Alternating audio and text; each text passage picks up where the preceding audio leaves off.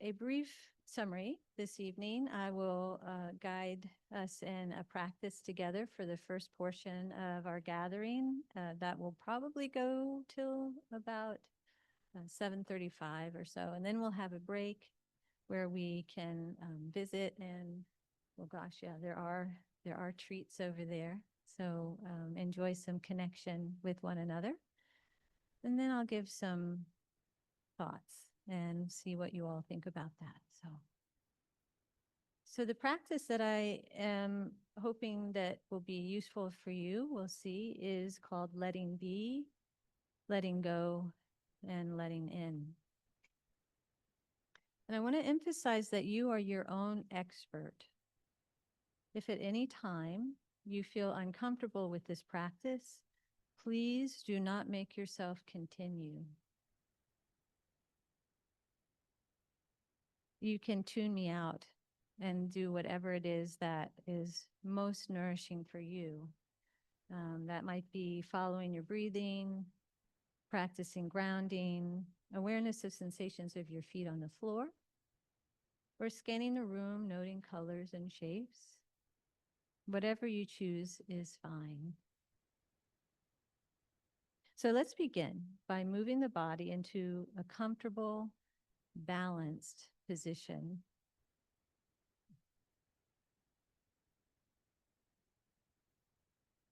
Back is straight. I like to roll my shoulders back and then down.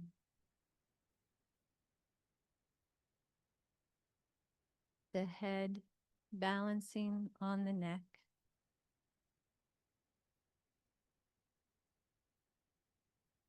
Hands can be gently clasped on your lap or resting on your legs with feet flat on the floor.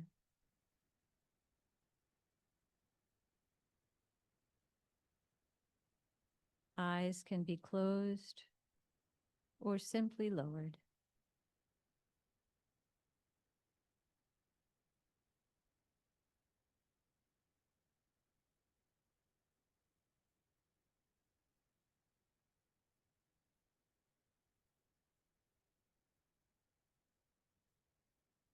Bringing awareness to the body in this space.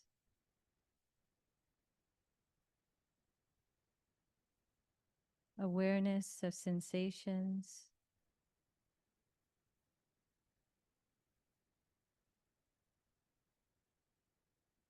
Awareness of breathing.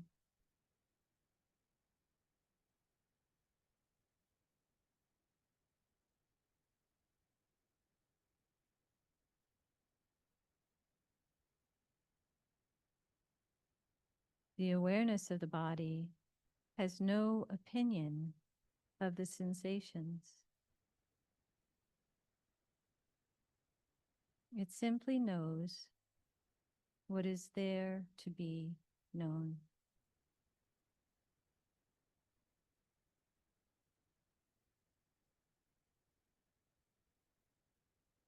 Heaviness, tingling,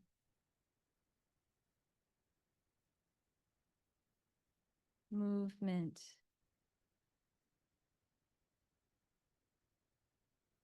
pulse,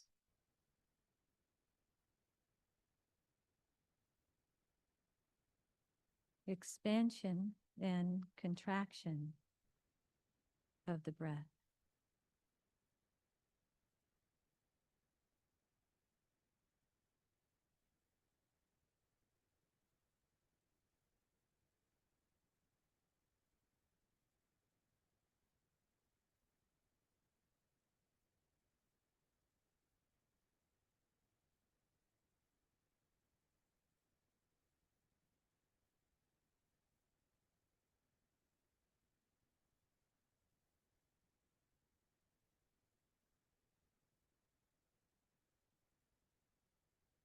And now I invite you to bring to mind a situation that is causing you some concern. But please do not choose the most stressful situation in your life. but something that is somewhat difficult for you.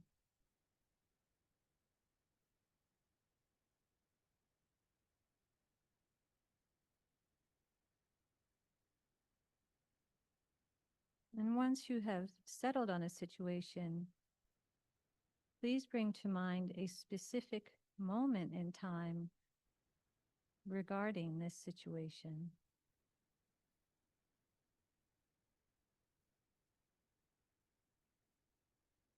A conversation, watching the news, just a snapshot moment.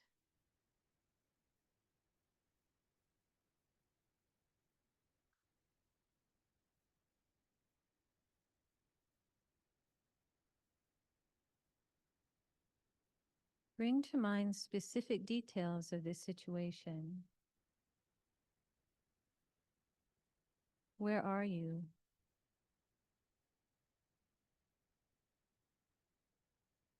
Who else is there?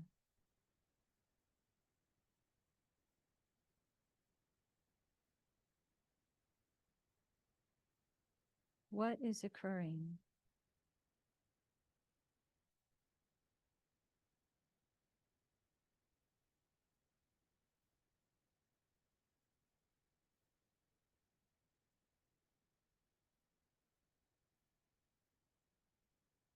See if you can notice what thoughts are associated with this experience.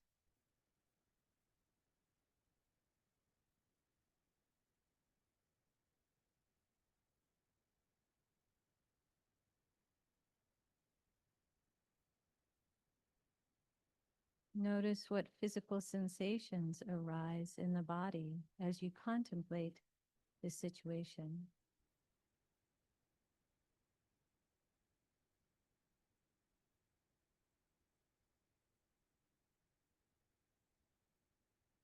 What emotions can be noticed and named?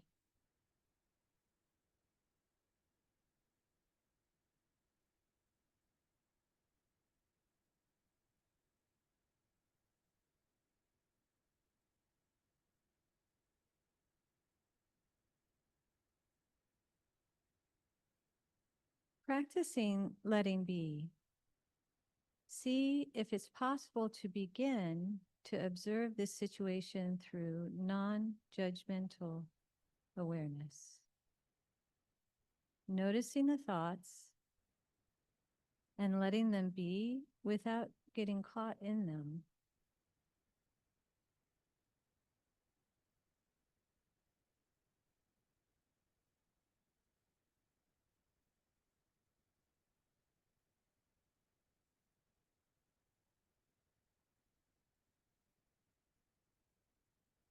Welcoming the physical sensations with gratitude for holding space for this experience.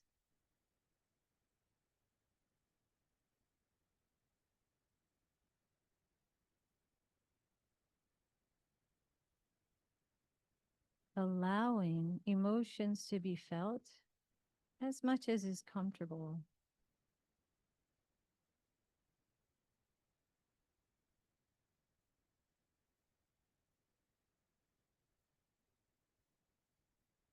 Thich Nhat Hanh taught that we can greet these emotions as we would a friend. Hello, my sadness. I see you.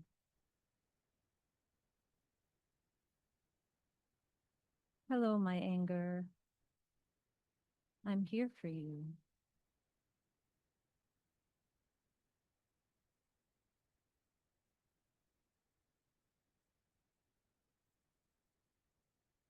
And remembering that we do this only as much as feels comfortable. The intention is not to force ourselves to endure anything that is too much. We may just be able to place our toe in the waters of the experience, or even just stand very far back on the shore and look at the waters of our experience. There is no right way here.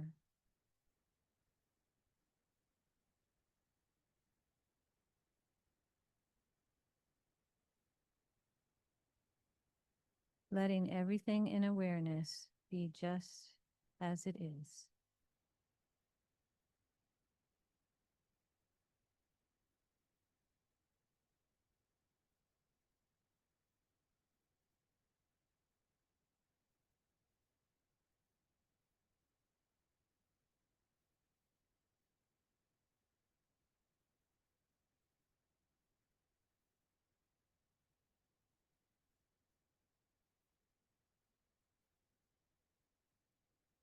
And once we've practiced letting be, acceptance of things as they are, then we can practice letting go.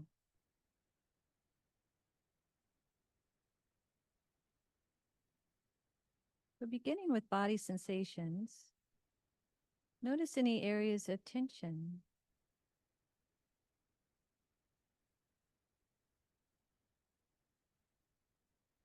Maybe try bringing loving awareness to those areas.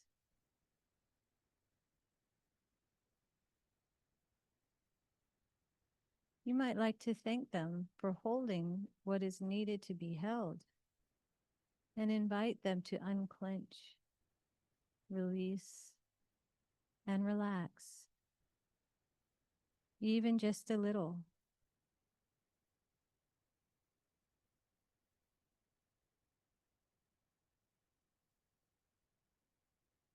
And it's okay if nothing changes. What matters is the kind attention and the invitation to release. So doing this for a few moments, wherever in the body might need that sort of kind attention.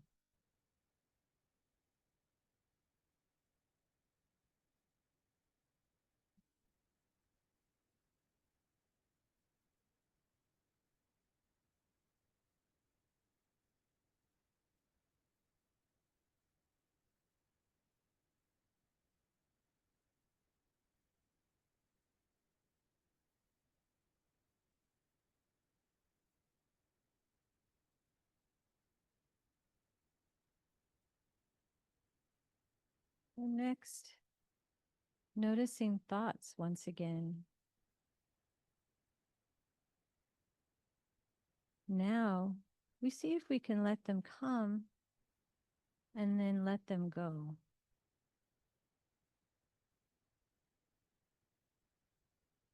Remembering that these are the thoughts about the situation that you brought to mind.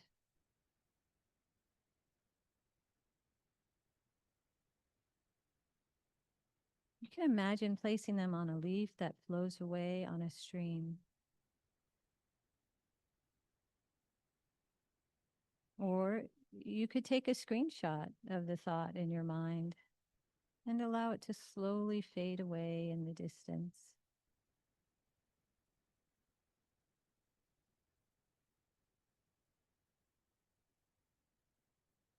If they return over and over, this is not a problem.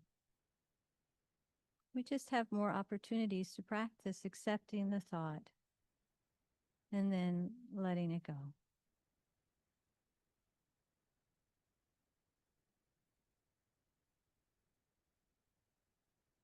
Most importantly, this is not a struggle, just ongoing allowing and releasing.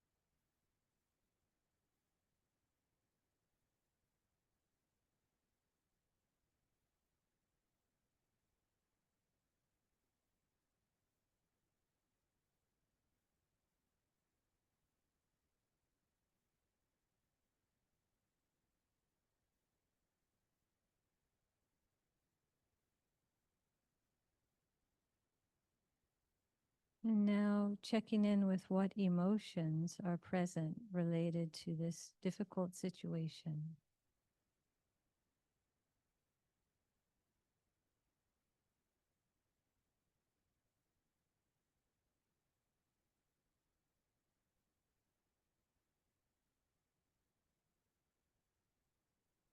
Once again, noticing where they reside in the body.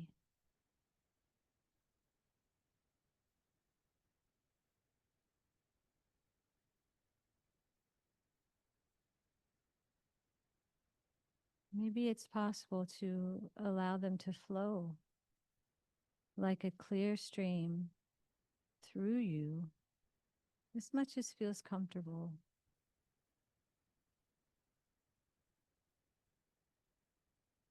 They flow in, move through the body, and flow back out again.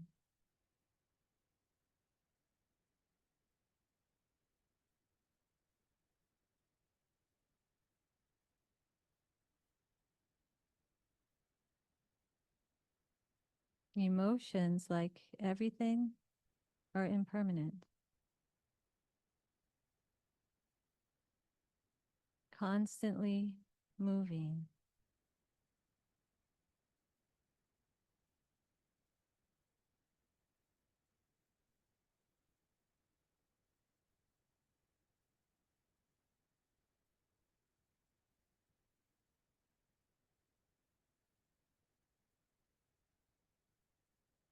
Maybe you would like to imagine them emanating from the heart and flowing out through the feet to be received by the earth.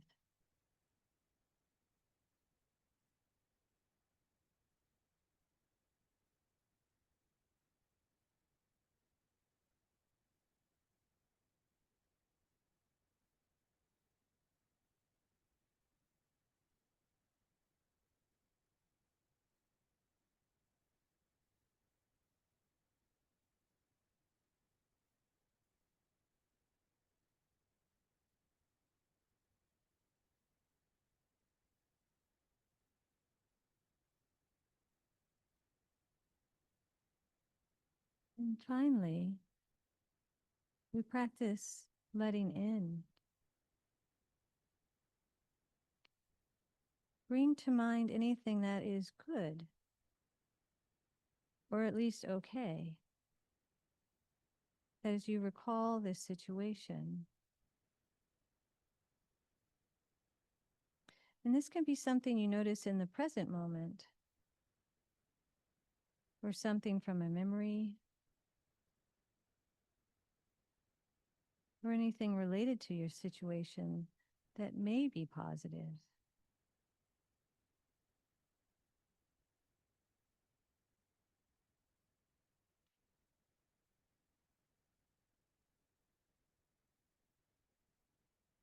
If you're having a hard time coming up with something, you might remember that John Kabat-Zinn says, if you're breathing, there's more right with you than there is wrong.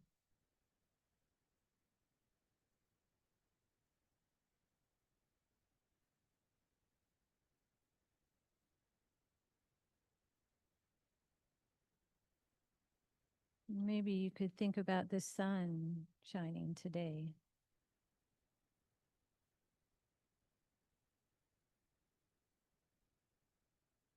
Or flowers you've seen in bloom.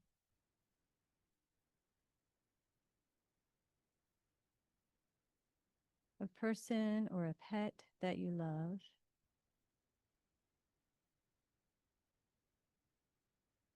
The taste of morning coffee.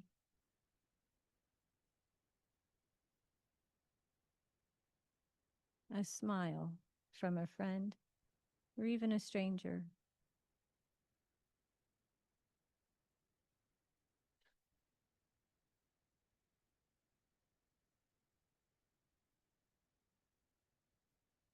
Once you find something good enough, become aware of how this experience feels in the body.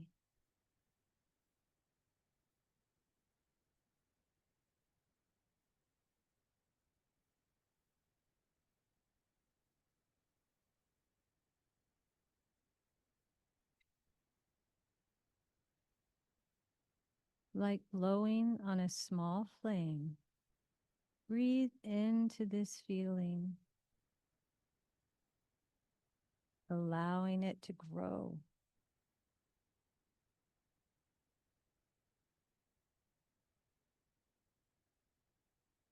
Perhaps like the feeling of the sun filling you with warmth and ease.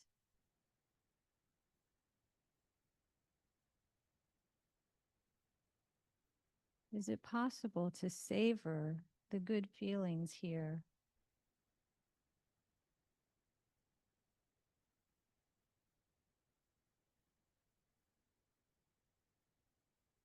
Allow them to live in the heart and the body as a whole.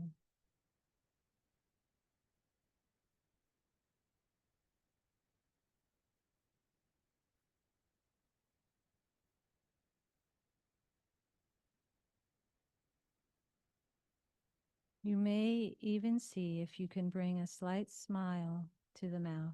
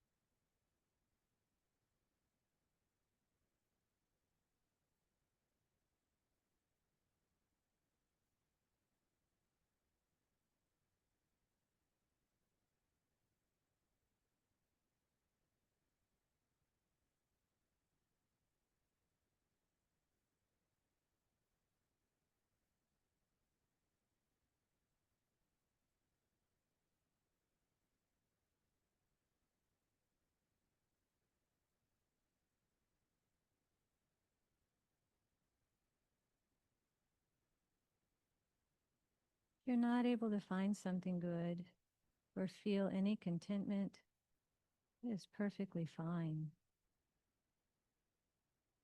This does not mean there is something wrong, just that this is not what feels possible in this moment. Invite resting in the self-kindness of awareness of this.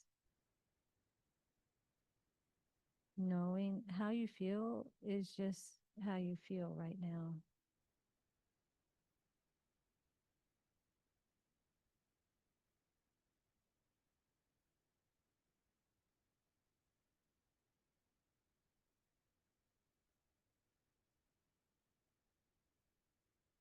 But if you have been able to connect with and grow a sense of appreciation of something that feels good, breathe with the waves of calm contentment.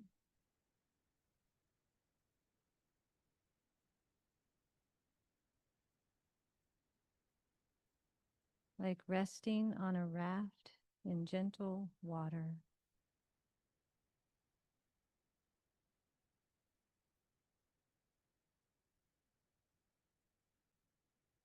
Aware that even though you have had a difficult experience, contentment is still possible.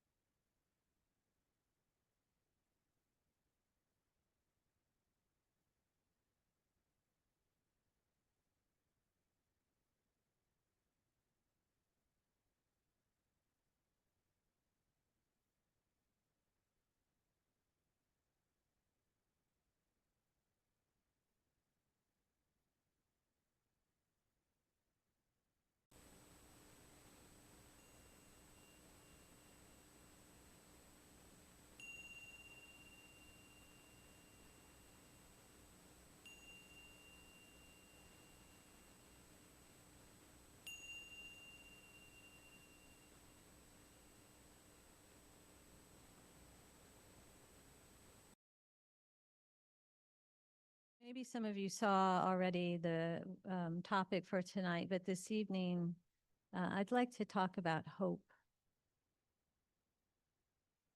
And during these unsettled times, hope may be something many of us are contemplating in some form or another.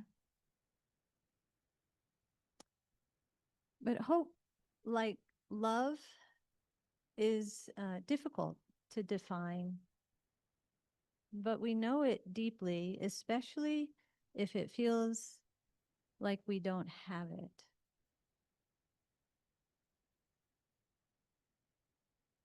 Admittedly, there have been times when I could not touch feeling hope,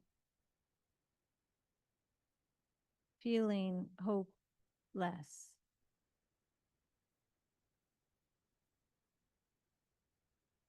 So those times when there are so many external, uncomfortable events, this nervous system becomes overwhelmed.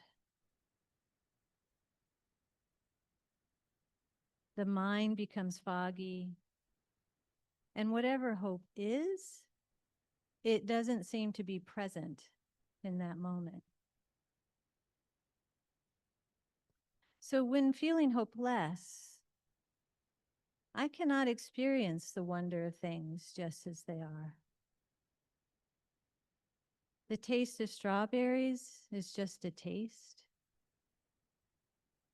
Life feels more sharp and pointy, or maybe dull and heavy.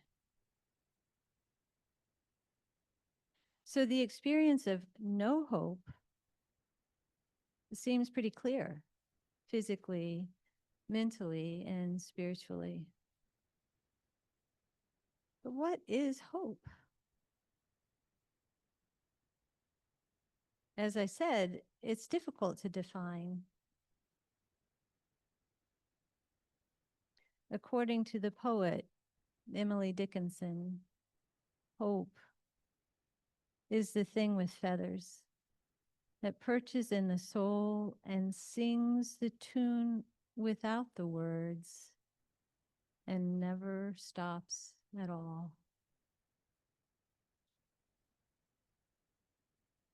So, turning to Merriam-Webster. Hope is to cherish a desire with anticipation, to want something to happen or be true. Hopes for a promotion, hoping for the best. I hope so. I hope she remembers. He hopes to be invited. Your mother is doing well, I hope. Merriam-Webster adds an archaic definition, which I believe comes from Old English. And that definition is trust or reliance. I found this archaic definition to be interesting. Hope is trust. I trust you will be okay. I trust this will work out somehow. I'm trusting the future will be different. So one way of defining hope seems to describe grasping, while the other maybe allows for wisdom.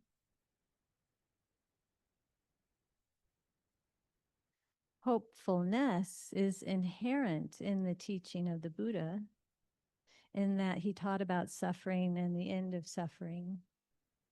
Following these teachings, we have the hope for the end of suffering. The Buddha taught specifically about hope in the Anguttara Nikaya. He offered it in the context of three types of people: the hopeful, the hopeless, and those who have transcended hope. He defined the hopeless as this person is characterized by their difficult circumstances, e.g., belonging to a low social class, facing poverty, and experiencing poor health, and the lack of opportunity to improve their situation. The hopeful, this person is in a better position, perhaps from a high social class, and anticipates a positive future, the example giving expecting to be anointed as king.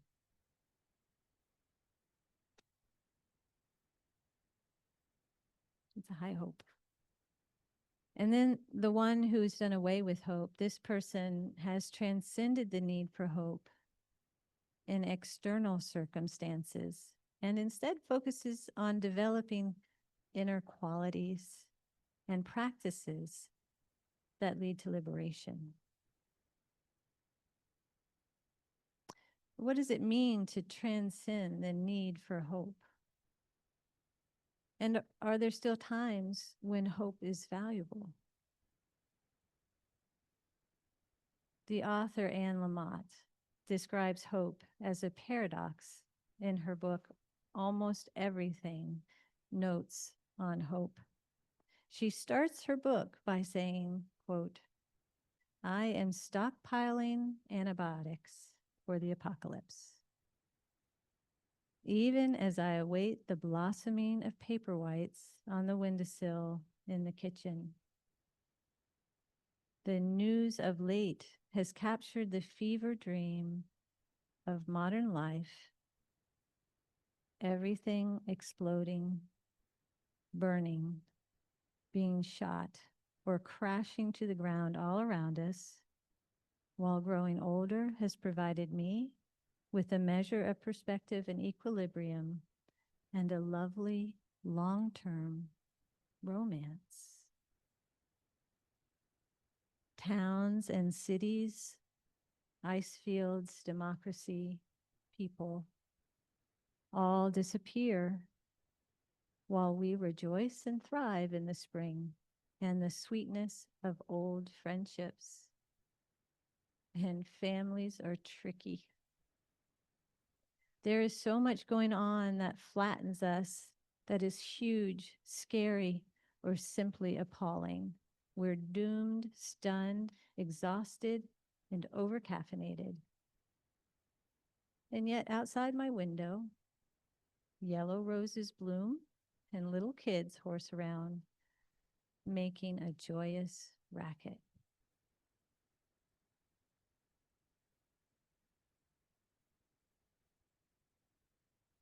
This sounds to me like Lamott is pointing to awareness and even gratitude for what is still good, or at least okay, in the midst of the difficult.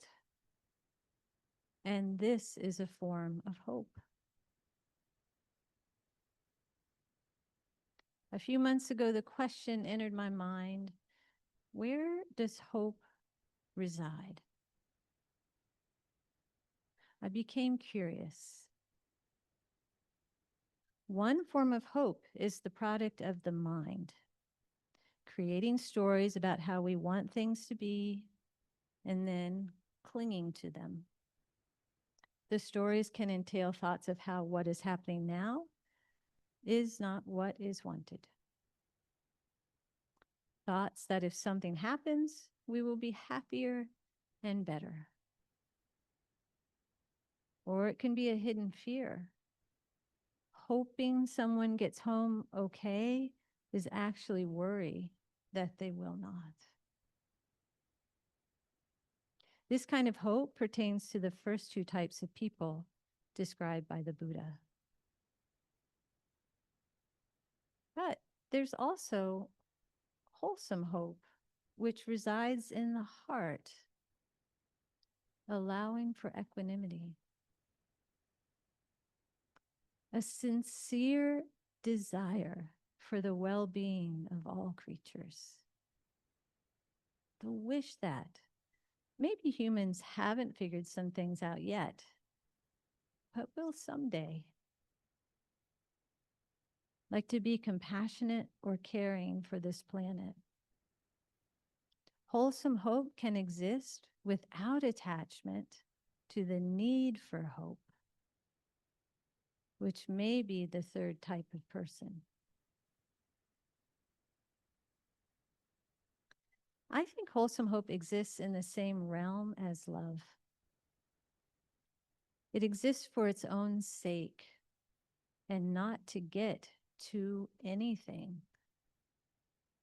Hope is the knowing that things are as they are, which is how they must be. And we are still living, breathing wonders within it.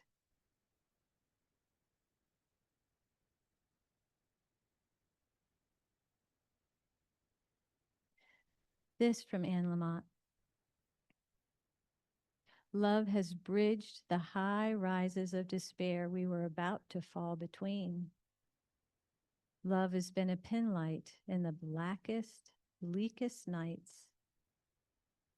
Love has been a wild animal, a poultice, a dinghy, a coat. Love is why we have hope. This wholesome hope also exists in the same realm as faith. There's a connection between hoping things will change and faith that they will. Faith is right now and in the truth of impermanence. As the Buddha taught, everything is impermanent. We can have faith that things will change and the hope that they will get better. We can also have faith in our own goodness and intentions and the hope to continue to nurture those aspects in ourselves. There can be faith that nothing needs to be different for us to be happy, and the hope of focusing on what is already good enough. Hope created by thought focuses on the future, specifically on something good happening, and this will be more to our liking. But wholesome hope, like faith, is in the present. What happens now happens later. If we practice noticing, experiencing, savoring what is good in this moment, we can have hope or trust that we will be able to do this in the future. Therefore, there is wholesome hope that there will be goodness in the future as well. I do believe this kind of hope is needed for our well-being.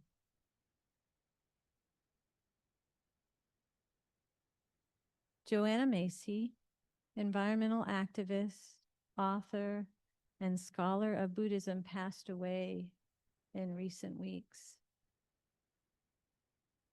She bore witness to and warned us all of the destruction being wrought on the environment for many years.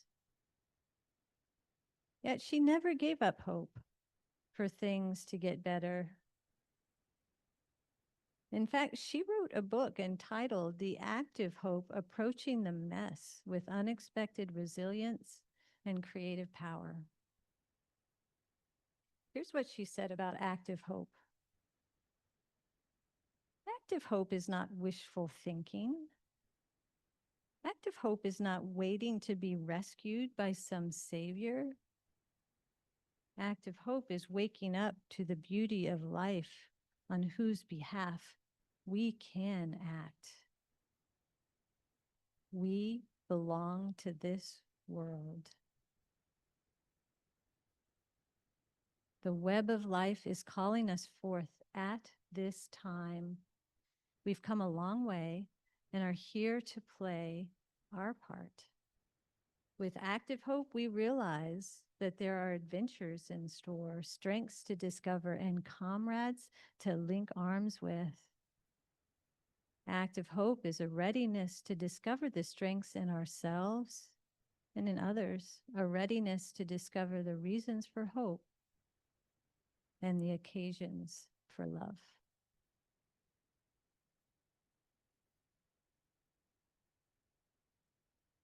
So how do we balance feeling hopeful with the practice of letting go of wanting things to be different than they are?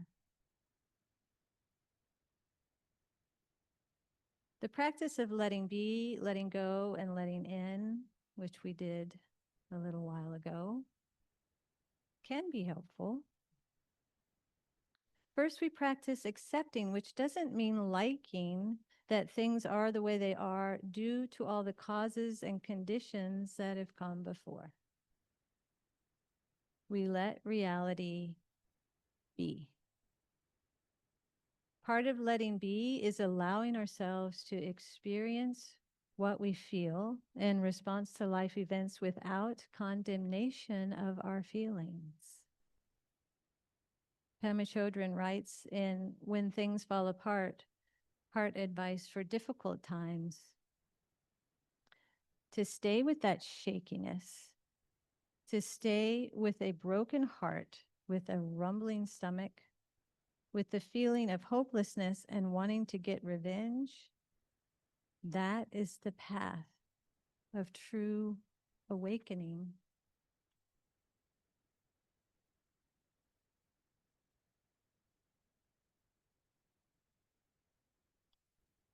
I'm going to find the right page. Sticking with that uncertainty, getting the knack of relaxing in the midst of chaos, learning not to panic, this is the spiritual path.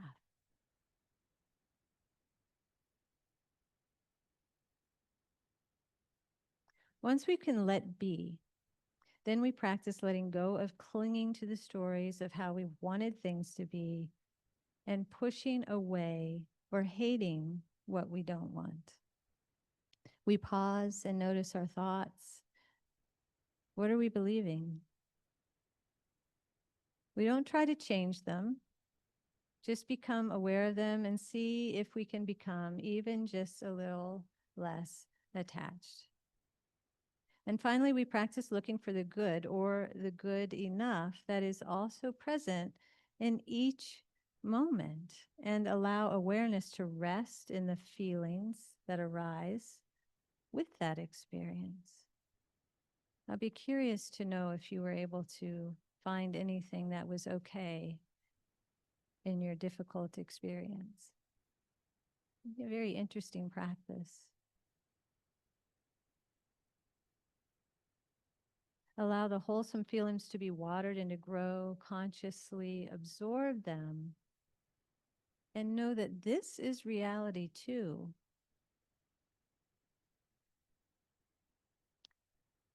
Is in this space of equanimity that we can truly see things,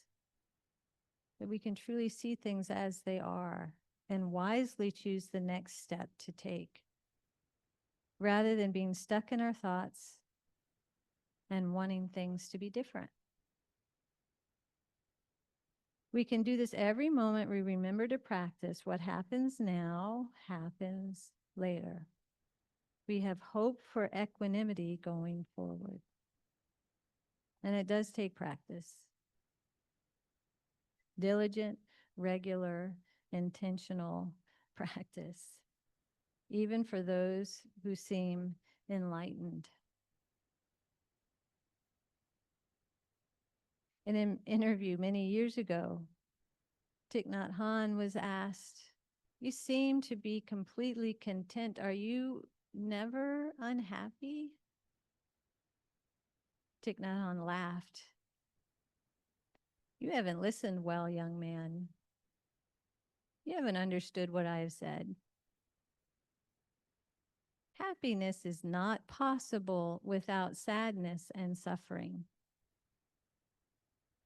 Happiness is not possible without sadness and suffering. Not even I can grow lotus flowers on marble. The interviewer goes on to ask, you've witnessed a lot of suffering in your life. How did you manage not to lose hope? Thich Nhat Hanh replied, yes, I have witnessed a lot of suffering, especially during the Vietnam War. At that time, I was helping to build a village for refugees in the demilitarized zone when it was bombed by the Americans because Viet Cong were hiding there. So we rebuilt it. Then it was bombed again. So we rebuilt it again. Once again, it was demolished. The third time, we discussed if we should rebuild it again. It was my belief that if we gave up, people would lose all hope.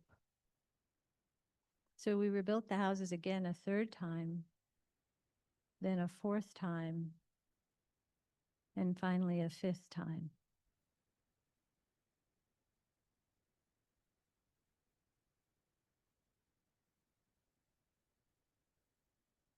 Thich Nhat Hanh taught that every emotion is always present as a seed in our stored consciousness. It just needs our mindful attention to bloom.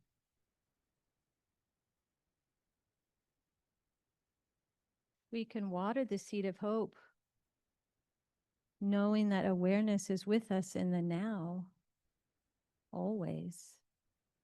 So, of course, our capacity for resting in awareness is available in every future moment. We don't have to cling to hope. It's already here.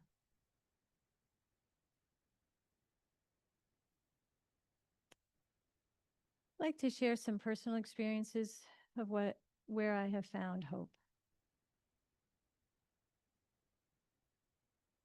In the authentically kind young people making breakfast sandwiches at Sheets on the way to North Carolina for a funeral,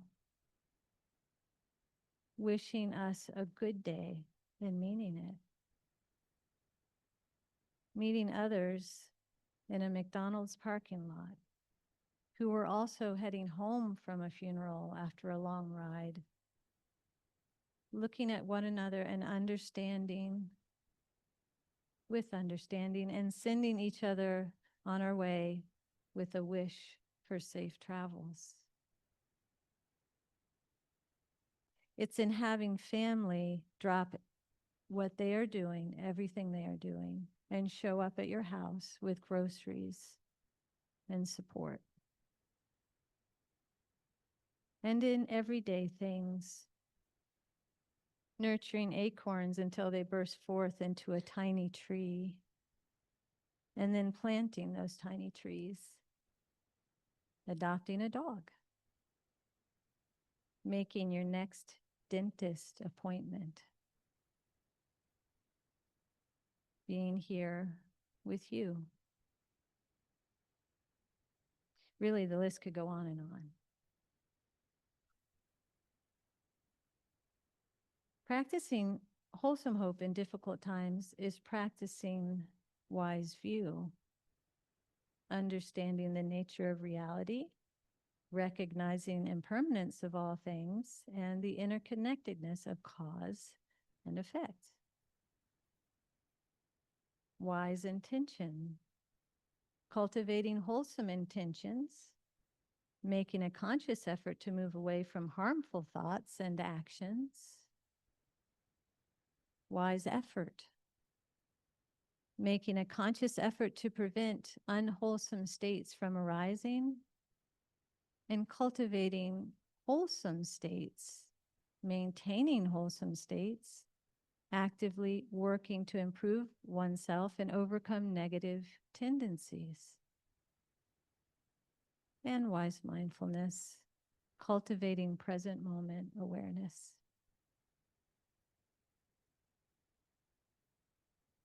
Howard Zinn, historian, author, professor, playwright, and activist, said this about hope. To be hopeful in bad times is not just foolishly romantic. It is based on the fact that human history is a history not only of cruelty, but also of compassion, sacrifice, courage, kindness. What we choose to emphasize in this complex history will determine our lives.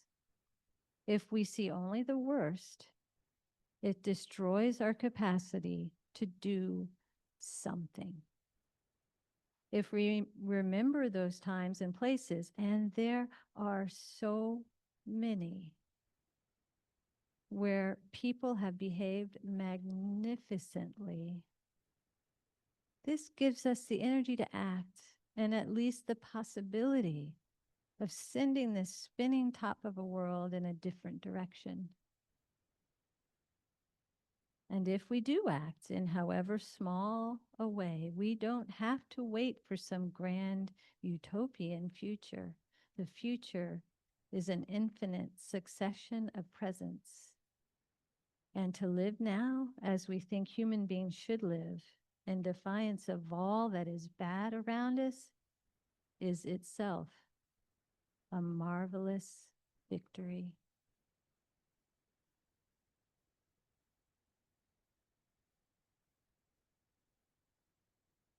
May we rest in the awareness of gratitude for what is already good enough in ourselves and in the world.